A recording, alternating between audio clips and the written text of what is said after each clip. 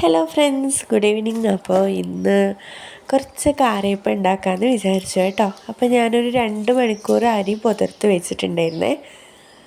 അപ്പോൾ അരി പുതിർത്ത് വെച്ച് ഇപ്പോൾ ഞാൻ അരച്ചെടുക്കാൻ വേണ്ടി തുടങ്ങുകയാണ്.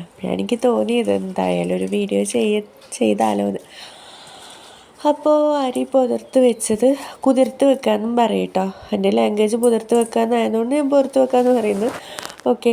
അപ്പോൾ അതും 2 പഴം കേട്ടോ, ഞാലിപ്പൂവൻ, നല്ല മധുരമുള്ള ഞാലിപ്പൂവൻ പഴമാണ് അതും. പിന്നെ കുറച്ചൊരു 4 വെല്ലം, ശർക്കര ഉരുക്കിയെടുത്തത്. അപ്പോൾ അതും കൂടി മിക്സിയിലിട്ടിട്ട് നന്നായിട്ട് അരച്ചെടുക്കുകയാണ് കേട്ടോ. ഇതിപ്പോൾ ഞാനെടുത്ത 2 കപ്പ് അരിയാണ്, പച്ചരി. 2 ചെറിയ കപ്പ് 250 മില്ലി വെള്ളം കൊള്ളുന്ന 2 കപ്പ് പച്ചരിയാണ് കുതിർത്തിട്ടുള്ളത്. പിന്നെ ഇതാ ഞാലിപ്പൂവൻ, നല്ല മധുരമുള്ള പഴമാണ് കേട്ടോ എടുത്തിട്ടുള്ളത്. ഞാലിപ്പൂവൻ ഒരു 2 എടുത്തു. പിന്നെ വെല്ലം ഇത്രയാണ്, വെല്ലം, ശർക്കര ഇത്രയാണ് എടുത്തിട്ടുള്ളത്. പിന്നെ എന്നിട്ട് നന്നായിട്ട് ഇത് മിക്സിയിൽ അടിച്ചെടുത്തിട്ടുണ്ട് കേട്ടോ. അപ്പോൾ കുറേ ദിവസമായിട്ടുള്ളൊരു പൂതിയാണ് കാരയപ്പം ചുടണം. ഉണ്ണിയപ്പം എന്നൊക്കെ പറയും, ഞങ്ങളുടെ നാട്ടിൽ ഉണ്ണിയപ്പം എന്നാണ് പറയുക, കോഴിക്കോട്. ഇവിടെയാണ് കാര ചുടുക, കാരയപ്പം എന്നാണ് പറയുന്നത്. അപ്പോൾ വെള്ളക്കാരയുണ്ട് കേട്ടോ. വെള്ളക്കാര വേറെ റെസിപ്പിയാണ്. പിന്നെ ഞാൻ കുറച്ച് നേരം വെച്ച് പിന്നെ ഇതാ ഈ ഒരു പാത്രത്തിലാണ് കാരയപ്പം ചുട്ടെടുക്കുക. അപ്പോൾ അതിന് വേണ്ടി പാത്രം ഗ്യാസിൻ്റെ മുകളിൽ വെച്ച്, സാധാരണ അടുപ്പിലൊക്കെയാണ് നല്ല ചൂടിൽ തീ കത്തിച്ചിട്ട് എടുക്കാറ്. ഇപ്പം എനിക്ക് അത്ര മതി, അത്രയും ആക്കുന്നുള്ളൂ. അപ്പോൾ അതുകൊണ്ട് ഓയിലാണ് എടുത്തിട്ടുള്ളത്. ഓയിൽ വെച്ചാൽ സൺഫ്ലവർ ഓയിലാണ് എടുത്തിട്ടുള്ളത്. അപ്പോൾ അങ്ങനെ നന്നായി ചൂടായി വരുമ്പോൾ ഇതാ കുറേശ്ശെ ഇത്രയും മതി കേട്ടോ. ഞാനിപ്പോൾ ഒഴിച്ചാൽ കണ്ടില്ല, അത്രയും മതി. അത്രയും ഓരോ ഇതിലായിട്ട് ഒഴിച്ചെടുക്കുകയാണ്. അപ്പോൾ ഇത് നല്ല പൊന്തി വരും. സാധാരണ പിന്നെ ഏലക്ക പൊടിച്ചത് ഇട്ടിട്ടുണ്ട് കേട്ടോ. ഒരു 2 ഏലക്ക പൊടിച്ചിട്ടിട്ടുണ്ട് ഇതിൽ.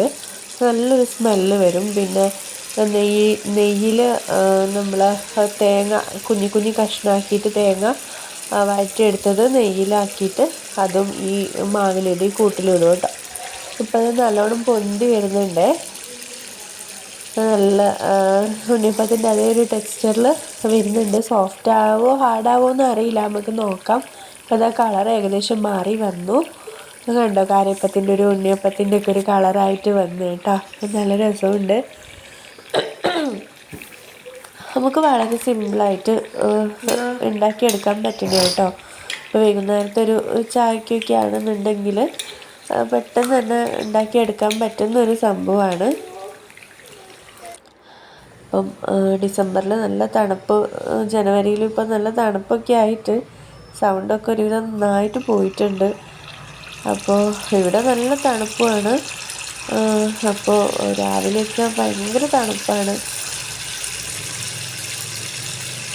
അപ്പോൾ ഞാൻ കുറേശ്ശെ ഇതാ ചുട്ടെടുക്കുന്നുണ്ട് കേട്ടോ.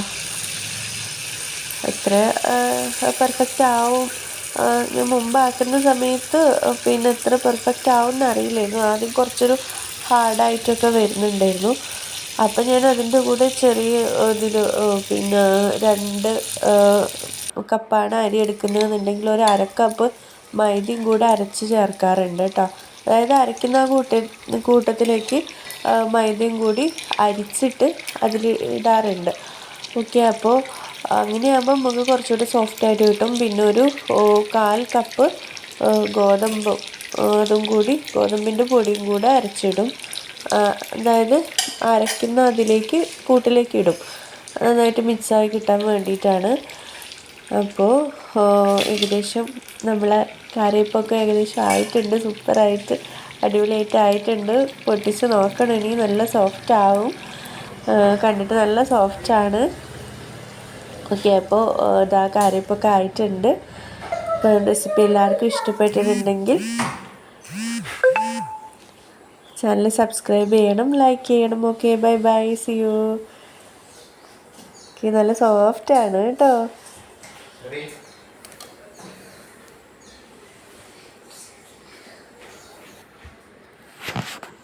അപ്പോൾ ഇന്നത്തെ വീഡിയോ ഇഷ്ടമായ